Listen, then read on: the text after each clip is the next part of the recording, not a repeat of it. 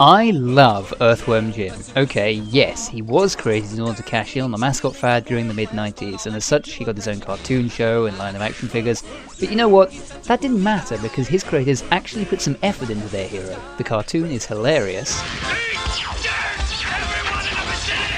and the 2D platformers for the Mega Drive and Super Nintendo are still fun to play today. There was also a third game for the Nintendo 64.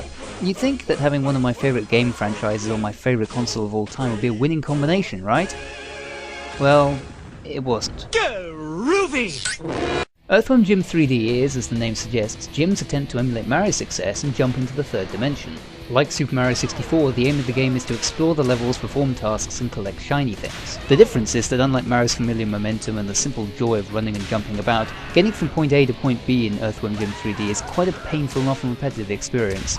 Even having played the game for several hours, I'm still not quite sure how far I can actually jump. The game seems to be extremely inconsistent in its own rules. Here's a block I can jump and grab onto the edge of, here's another of the same size that I can't. The problem is that you're supposed to tackle a level in a particular way, and if you do it wrong, it doesn't work, even if it looks like it should. And more often than not, the penalty for not guessing what the designer wants you to do is death, which means you have to start the level all over again. And then there's the camera, which is awful. For a start, it's much too close to Jim and angled completely wrongly most of the time, meaning that when you jump, you can't see where you're going to land. This means that even if the platforming sections were well designed, which on the whole they aren't, they'd still be frustrating as hell because you can never have confidence that you'll be able to make the next jump. I didn't think that I'd be saying this again so soon, but thank God for double jumps in games with crappy platforming mechanics. On the straighten level, the camera is still clueless, taking little to no account of the direction you're moving or what you're doing, and often becoming very resistant to manual adjustment. Have you ever seen a camera get stuck against enemies before? How about the player character itself? I hadn't, but with no other obstacles close by, I can't imagine what else it could be. I do have to give the game some credit though for its setting. Jim has apparently taken one too many knocks to the head, and as his ego, you have to journey through each of his 4 brains and find his marbles. How golden others fit into that logic, I don't know, but this interesting story means that the developers didn't just go back on the old standards of jungle, fire, ice and so on. The design is a bit spotty though, and some of the levels are seriously dull, an early example consisting of endless stretches of the same bland wood texture. There are only 4 levels as well, so if it weren't for the fact that the game is buttock-clenchingly frustrating, it would be very short. I was also impressed that actors from the cartoon were on hand to lend their voices, including Dan Castellaneta, and sometimes the things they say are genuinely funny. And it's a really big one! But the frustrating, badly designed levels are nothing compared to the boss battles. At the end of the farmyard level, you face your arch nemesis Psycho. We have to ride a pig around the arena, shooting him with homing missiles. Sounds fair enough, but here's the thing. The missiles don't hurt him. You have to use them so he drops the marbles he's carrying so you can collect all 100. He can shoot you too, naturally, but that makes you drop marbles and lose health. You can dodge his missiles, but you really have to nail the timing, and the camera is so close you barely have any time to react. Why don't my missiles hurt him? Why are his so much more accurate? And why is it so hard to steer this pig to actually collect the marbles? Alright, forget that last one, but anyway, so I eventually beat him and I moved on to the next level, spent an unnecessary long time collecting marbles so I could get to the next boss and... oh no, not another one of these! And it's harder this time as well. He can teleport to avoid my missiles and now each hit knocks off twice as much of my health.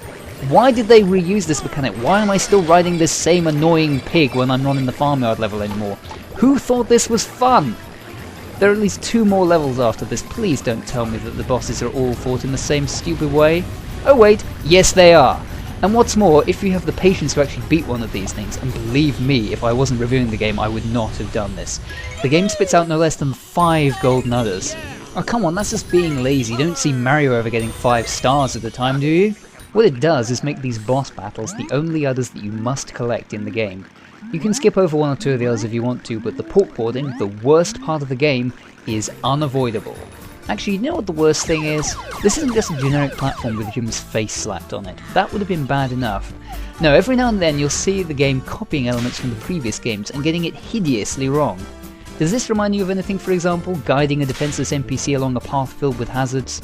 It's for Pete's sake from the first game, but done really badly. To be honest, it would probably have been less insulting to my memory if they hadn't bothered with all these references to the past, and in some ways it may have been a better game for it. Sometimes I get to thinking that the game is just being crazy because that's what Earthworm Jim games are, but it doesn't do it in anywhere near the same funny or clever way that the old games did. Why are there giant hamsters in a chicken coop? I know they were in the series before, but this makes no sense. So what's the verdict on Earthworm Jim 3D then? Well, as many thumbs down as I can find. Whilst the idea of exploring someone's brain is a good one, it's been done far better since. The development of the game was very rushed, and it really shows. There are sparks of what made Jim stand out from the rest back in the day, but these are drowned out by the incredibly cheap feeling and looking nature of the game. Avoid it, especially if you've played the older games. Jim deserved to be treated better, and frankly, so do you.